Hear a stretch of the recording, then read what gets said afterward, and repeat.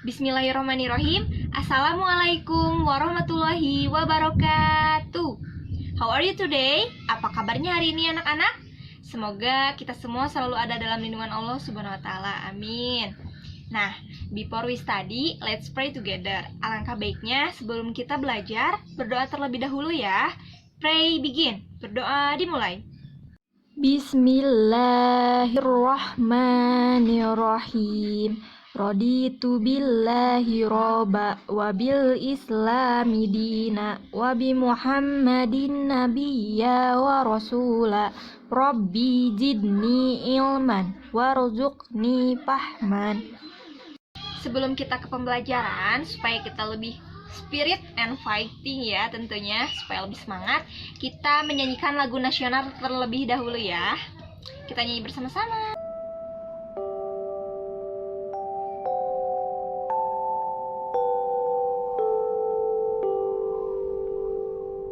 Tanah air ku tidak lupakan, kan terkenang selama hidupku. Biarpun saya pergi jauh, tidak akan hilang dari kalbu. Tanahku yang ku cintai, engkau ku hargai. Oke guys, jadi anak-anak, today hari ini kita akan belajar untuk mengetahui ya, know tentang unsur-unsur dari cerita rakyat. Nah, unsur-unsur cerita rakyat itu, jadi ada unsur intrinsik dan unsur ekstrinsik. Di mana unsur intrinsik dan ekstrinsik itu apa sih? Ada yang tahu? Nah, jadi unsur intrinsik itu adalah unsur dari dalam dan ekstrinsik itu adalah unsur dari luar. Pada unsur intrinsik atau unsur dari dalam, yang pertama itu ada tema. Nah, yang kedua ada tokoh, di mana tokoh juga terbagi menjadi 3. Ada tokoh yang disebut dengan tokoh baik atau protagonis, tokoh jahat yang disebut antagonis, dan tokoh pembantu atau pendamping yang disebut dengan tritagonis. Nah, yang ketiga itu ada latar. Latar terbagi menjadi 3 ya.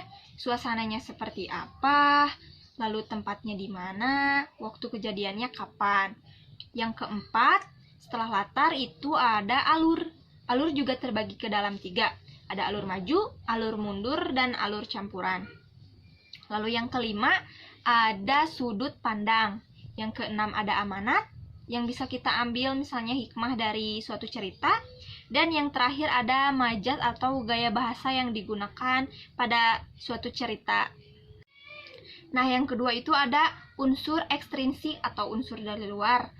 Ya, ada jadi budayanya, budaya di tempatnya itu seperti apa, lalu agama yang dianutnya bagaimana. Itu jika ada saja ya di suatu cerita, seperti itu.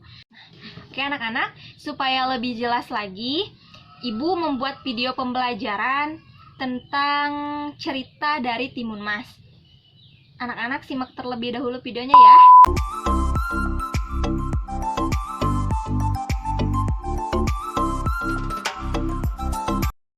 Timun Mas.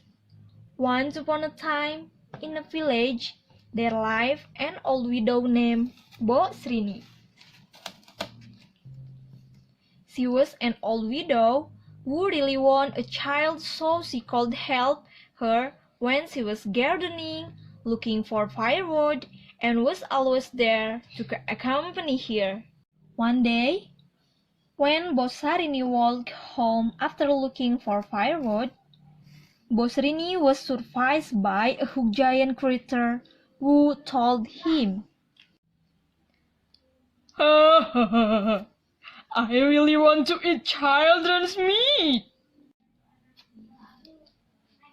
Don't eat. I am a giant. I'm just an old widow, my place is not good. I will not eat you. I will give you a cucumber seeds. And after 2 weeks, the cucumber will become a child. Is it true that you say, Giant? Yes, that's right. But after the child is 6 years old, you have to bring it to me. Alright, Giant. Bos Rini went home and planted the cucumber seeds. 2 weeks later, the seeds become a large cucumber with a golden color. I have to be careful when opening this cucumber. And after opening it, it was true that there was a beautiful little girl and she gave the name Timun Mas. 6 years later, Timun Mas grew into a beautiful child. While Timun Mas was playing with Bos Rini, suddenly a giant came to bring Timun Mas. Where is the girl? The child is there, but I haven't prepared it. Tomorrow you come back. The giant left and will come again tomorrow. When night fell, Bos Rini was very restless, and she dreamed that an old hermit told her to make an escape attempt.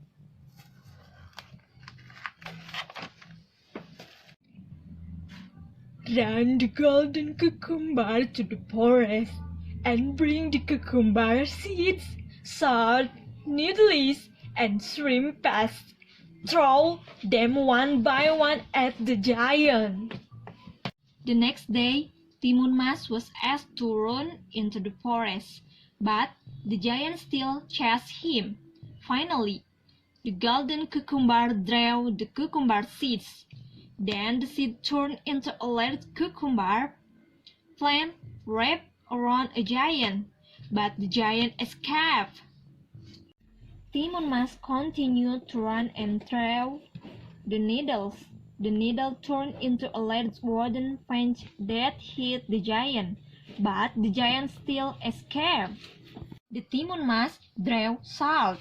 The salt turned into ocean water when the giant wanted to get out of the water, but immediately drew the shrimp paste. And the shrimp paste turned into flames that drew the giant. Finally, the giant did, and Timun Mas come back to Bos Rini and lived happily.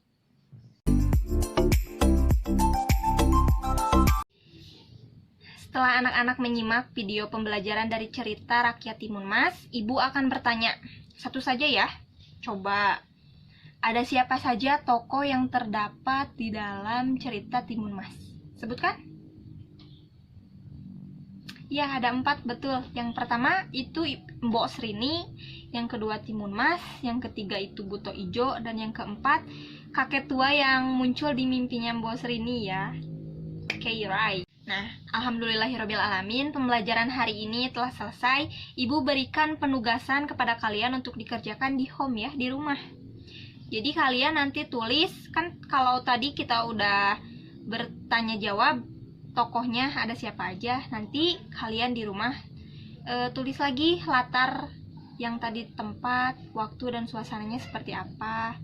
Lalu amanat. Jadi ada 2 ya tugasnya. Coba tulis di buku tulis kalian.